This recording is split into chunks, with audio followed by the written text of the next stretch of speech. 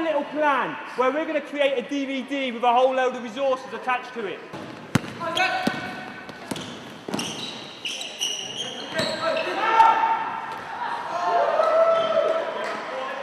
The DVD is going to be about journeys, why people arrive in this place, and exploring the difference of race equality over the generations. I want you guys to volunteer your time to work with us to be part of that process.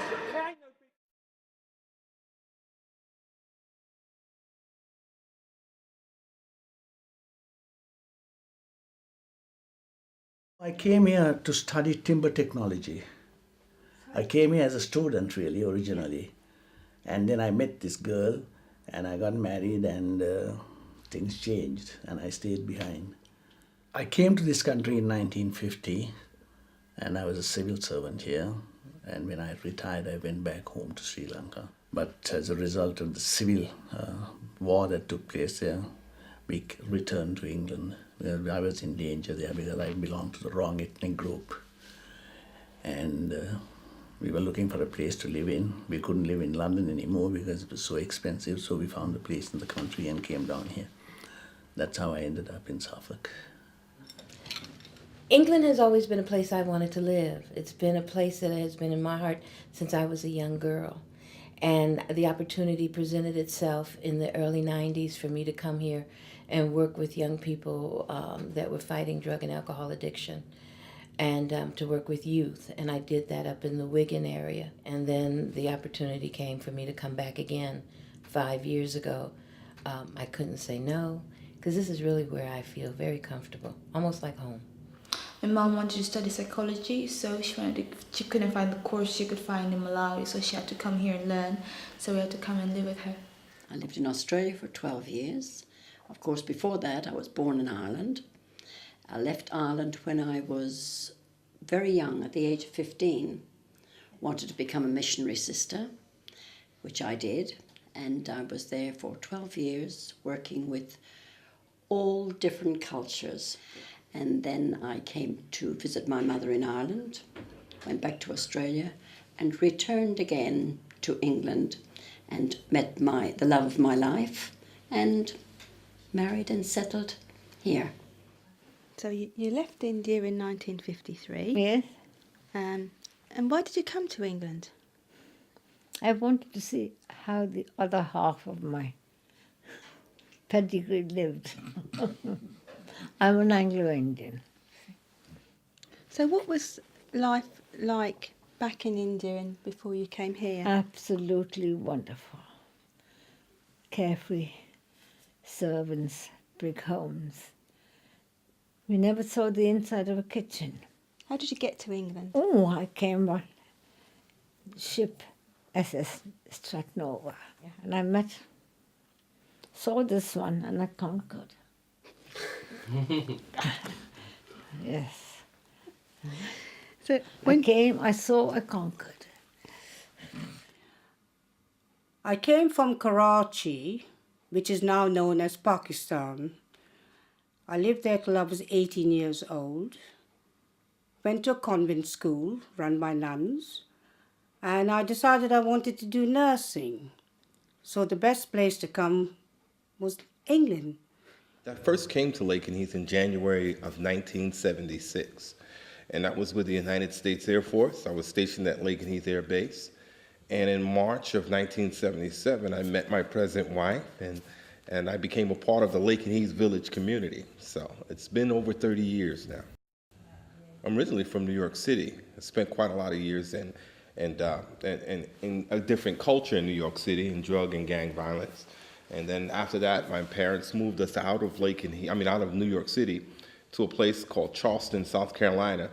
And to make a long story short, I got in a lot of trouble there too. And hence, to stop being incarcerated, I was given a choice to come into the United States Air Force. And that's how I ended up at Lakenheath all those years ago. And you met your husband here in England? My wonderful man, yes. Oh, the first Sunday, he took me to church, to see the church. And from that Sunday, that's it. That was it. So how was it in Great Barton in Very 1950. good. They welcomed me. We moved. We bought this piece of land, built a house, and I moved in. And that's it. Stayed put. Very happy. When I first came here, I nearly had a heart attack because everything was so slow. You know, compared to living in the fast lane in London, everything was so slow, but the people were wonderful. They always would give you the time of day, always friendly, always nice. Yes, I do enjoy living here because when we came here, we had to do something for a living, so we were looking for a place, and fortunately for us, we found a house with a shop front, a shop and house, and that suited us well. We had no experience in shopkeeping at all, but the people who owned the shop before stayed with us and helped us get used to the place, and that's how we started our shopkeeping thing. Now I'm retired, of course, and my son's taken over. My first job was working in a factory because I needed to get known. And when you come to a place for the first time, you are a stranger. And of course, being Irish and being in Australia for so long, you kind of had to find your way to fit in. It wasn't always easy, though, because you often hear of that little thing, or these Irish people, or these, but you had to live with it and get on. Home for me, when I was born, was the East End of London, so I'm basically a Cockney. And then I moved, when I got married, to Ruislip, and we moved from Ruislip to here 28 years ago, my wife and I. But my ancestry is on one side Polish, Russian, and on the other side French. So I'm quite a mixed bag of blood. When I first came up, I stopped teaching in London and came to Suffolk to work for the London Borough of Camden. And I had a large old house which they found for me, and they supported me there, and we used to have about 10 respite children. Well, that's how it started. But most of the respite children became permanent foster children. We knew Suffolk before we came here because we had a holiday cottage in the forest for many years before we moved here permanently. I used to live in a house, come off of Rhymer Point out near Barnum, and then we was moved from there to a house, and I couldn't live in a house, I didn't like it. The neighbours didn't like us because we was travellers. Originally I lived in Hertfordshire, but I came here because my husband was offered a job, and so they asked if he would come, and that's the reason we came here. Yeah, I came to Suffolk April 2005 on a working holiday visa. And yeah, ever since then I thought, okay, I'm quite pleased with my experience in this side of the country, so I extended it. So yeah, it's just been basically work and holiday, yeah. I left the West Indies en route to America.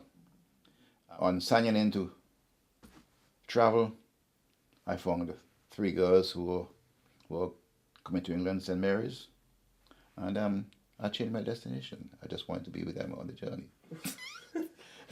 So I arrived here not knowing anybody, not knowing any place to go, not having anybody to receive me. I had to start from scratch.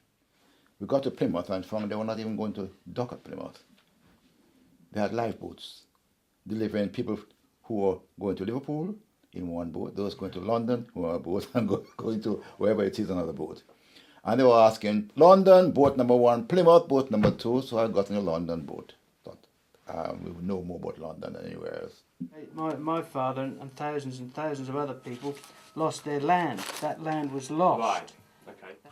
You know, the bitterest pill to swallow was that Poland lost Lwów. Lwów was never ever Russian. It was always a German city. It's one of the 4th or 5th biggest cities in Poland. Yeah. It's like England losing Manchester. Yeah. How would the English like to lose Manchester? Yeah. Just because of some whimsical opinion from Roosevelt and Churchill. Yeah. Yeah. Poland lost more people in the Second World War percentage-wise than any other nation. But I mean, Brandon weren't the only camp. There's a camp in Glasgow. There's a lot of Polish camps in England. It was like a little Poland in Brandon. But it weren't going to last because we integrate well, you know. When you was growing up, whereabouts did you grow up? Did you grow Beside the roads. So what was it like then? Me, it was hard because we had to go and fetch our own water.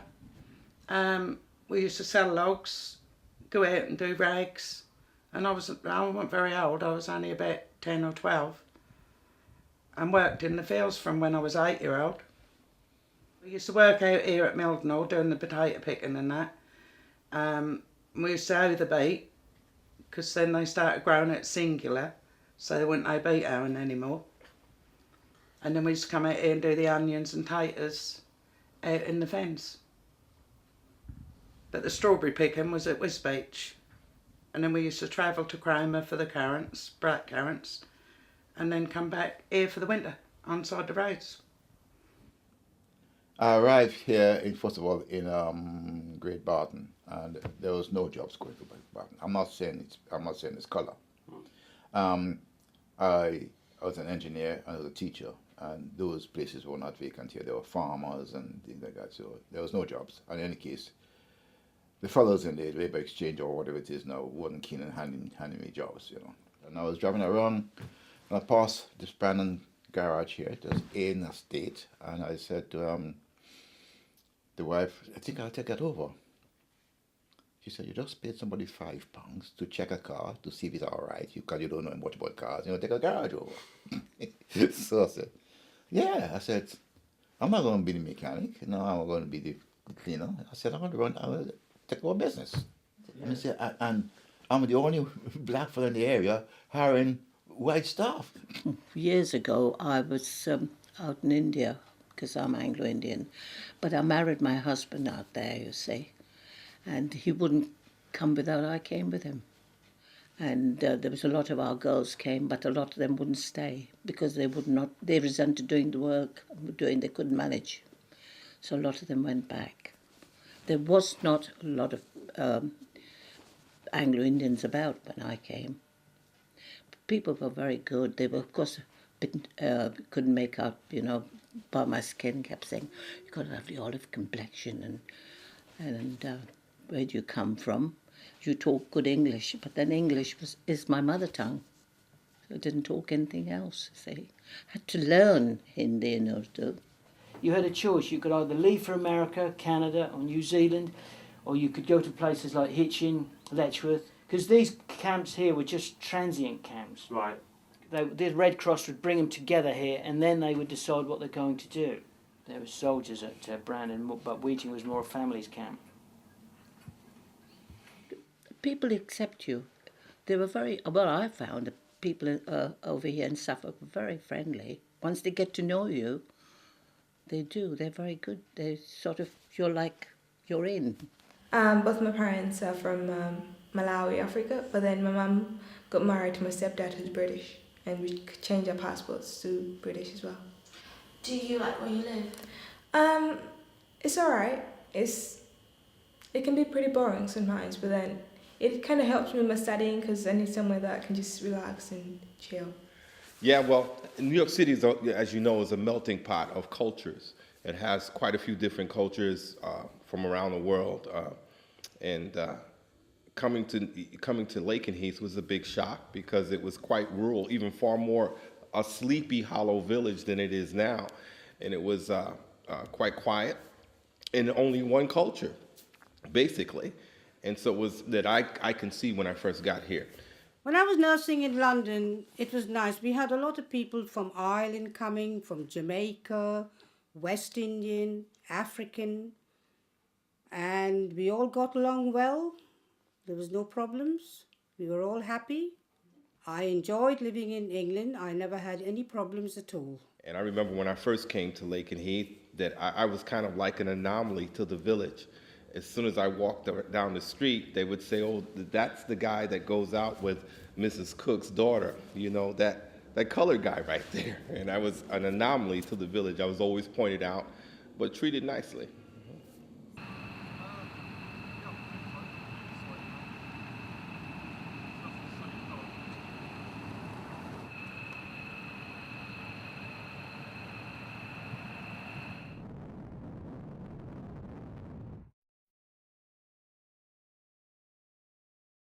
Really not as much as I'd like to see it. I'm from America. It has taken us 200 plus years to get a black president. We don't have an Asian president. We have never had one. So in my country, our culture is still far behind. We still have a lot to go. I think there's still more that could be done in terms of trying to recognize these minorities. I think from my own experiences, it's not as recognized as it is perhaps in areas around London and in Manchester. Yeah. I think so, in a way, because it is more, people are more aware of like the black Asian minority than they were before, and more acceptance of it, more accepting of it. I think it has more now, yeah. We've got mainstream TV, on TV, music, radio. Yeah, it has been, because the more people on TV, that programs like EastEnders with black people and then Asian, we shouldn't have found that in 40 years ago. It's very accepting. The music we see, the culture, the dances and the films that all included different people.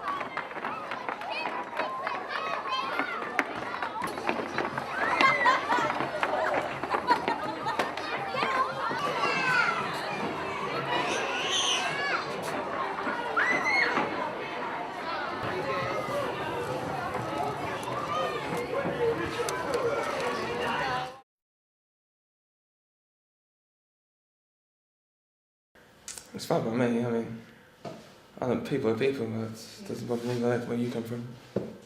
I don't see that much difference in Bury St Edmunds. I've only lived there for like 3 years, and I've only seen like 5 black people or mixed or something, and the rest is just white. I've noticed change. Change is something that you have to kind of narrow down in what areas. When I lived up north in Wigan, it was my first experience living here, so everything was brand new, and I was open to every kind of situation. Some were pleasant, some weren't. Because I'm black and from America, when young people actually threw bricks and rocks at the place where I and my daughter lived, because I had a 12-year-old daughter with me, my first reaction was racial, because that's what I grew up in. I grew up in the 50s. And so if people threw rocks and things at where you lived, it was a racial thing. But it did make me scared and nervous. I needed to protect my child. It was very comforting when I found out it wasn't because it was a racial issue, but it was an issue of curiosity about the Black American. And now that I'm back, things are more sophisticated, but I see that underlying curiosity about what it means to be a different race, different color, different nationality. It's still very much there. I'm not saying that when I first came here, it was easy. I did watch my step. Sometimes I think that maybe people need to make more of an effort and fit in, but then if they're not welcomed, they also stand back. I do think they have the same problems, maybe worse. The first thing they should do really is they should try and mix with the community. Not sort of get in their own little groups. Try and mix. Learn the language. Get on with the people. Have an open mind. And they shouldn't have any problems. When I came here, there wasn't what I call minority ethnics anyway. That's only happened in between the past 5 to 10 years. And the reason why I say 10 years, because I have Portuguese friends who've been here at least that long. What I particularly like about Brandon, there's no racism. People tend to get on with their lives. When I first moved here, there was a great gulf between what we call Brandonians and outsiders. And what their ethos was that we are changing things where they don't want them changed. They're far less community spirit, they're far less people getting together. They're far less family life. They're far less youth enjoyment. People get far more selfish to begin with. I think the Polish people are more community minded than the English, you know. There is more community spirit. but that'll soon be lost, I should think, once they have a generation or half a generation in England. You know. You will hear criticism, and I find that hard, and I will always defend on that line. People have to live. People come in. People, they want to get on as well, and you will always find there will be that kind of attitude. But I'm sure if they work their way through and become integrated by being friendly, maybe that will work for them. In